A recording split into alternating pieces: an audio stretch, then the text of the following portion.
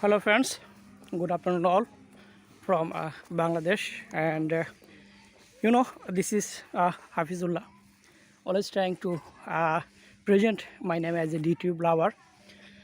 So I am back again with a beautiful platform and sharing with you a short clip of my village route. Though it was under construction, development is now everywhere, and this is also here in my village.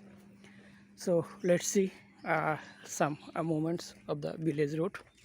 Hope you will enjoy this scenery.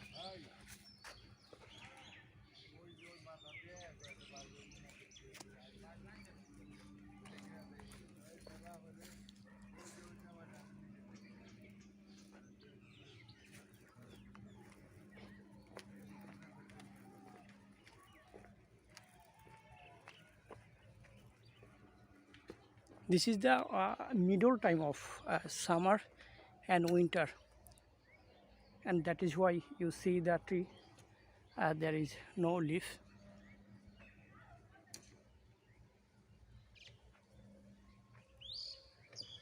But when you start the summer and rain will come, and the scenery will change rapidly, and you will find green everywhere.